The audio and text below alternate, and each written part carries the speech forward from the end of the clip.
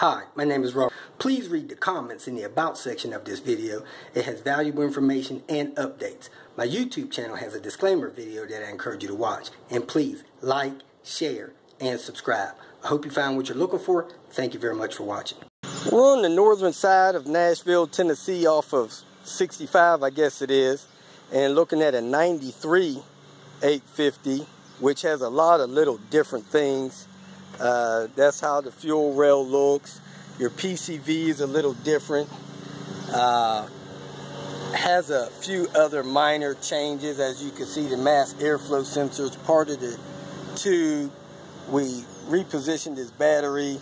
He has a decent leak on the front cam seal, and the cam seals were replaced 2 years ago. So somebody put aftermarket cam seals in there, which are prone to leak in a couple years, but he still has some head pressure on his engine even after doing the PCV system. Since he was still inflating the glove pretty rapidly, but not as aggressive as pre-servicing of the PCV system, he did a compression test. The dry numbers were low, around 105 up to 125.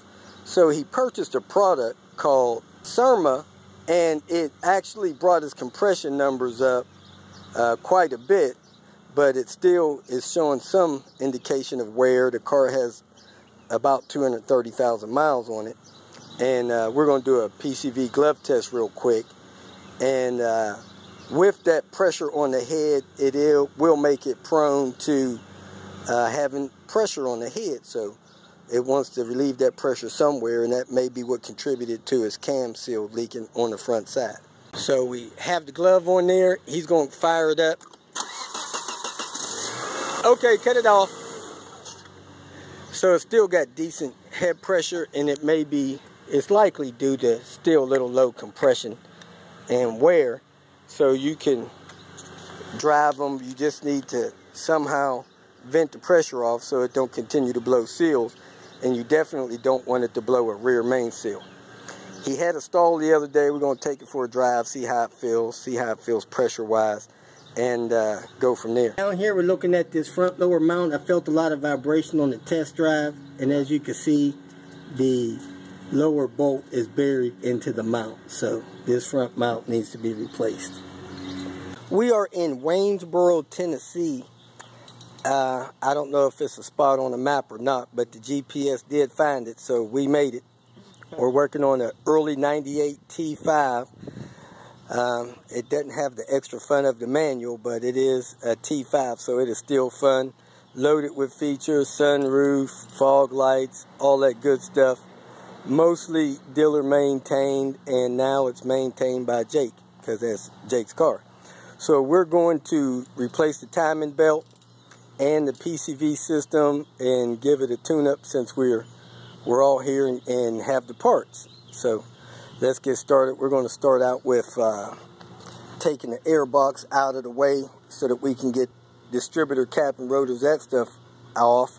And somebody has zip tied the connector to the mass airflow sensor to the sensor, so it may have had some kind of electrical connection problem at one time. The PCV system on this vehicle passed the glove test, but he wanted to tear it apart just to refresh it, make sure everything was in good condition. And that is probably the cleanest hole I've ever seen on the box and on the upper tube. And it was sucking the glove in, and everything seemed to be working fine with it. Alright, so we're going to take a look at that lower hole, even though that hose is on it. Lower hole, where are you? There it is there. And as you can see, it's 95% clear. So this system was in really good shape. The owner always uses full synthetic. He always uses 93 octane, and his ports on his intake look very good. I did notice that. So his intake ports are pretty clean. His boost is running good. PCV's in good shape.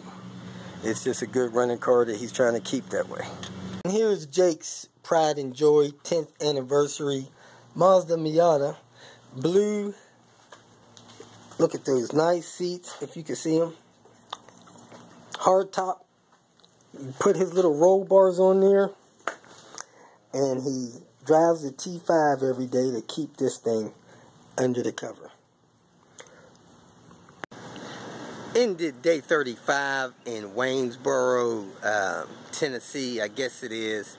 Small town, not far from the border of Alabama. Met with a couple people, one with the 93 850, had some issues. I think he may also have an issue with his timing being off. Somebody had those cam gears removed. If they didn't put those back on right, that could cause some issues. Didn't seem to have all the power, etc. Stuff like that. He's going to check that out. Also, in Waynesboro, we worked on that 98 T5. That car was actually in pretty good condition. Ran smooth. The engine was whisper quiet.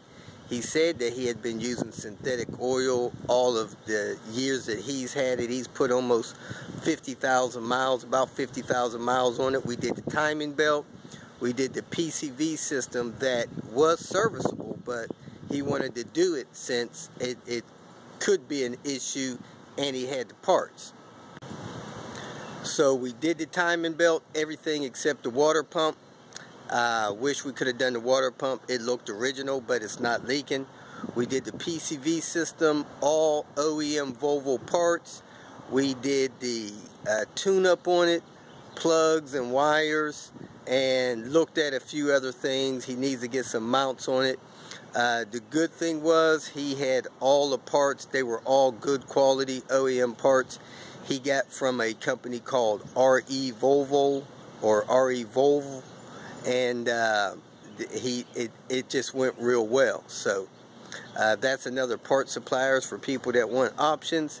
And just had a good dinner time with those folks and had a good rest at this little spot called the Hurricane Inn here in Waynesboro. So today we'll be headed to Memphis and then into the Little Rock area for the next couple of days.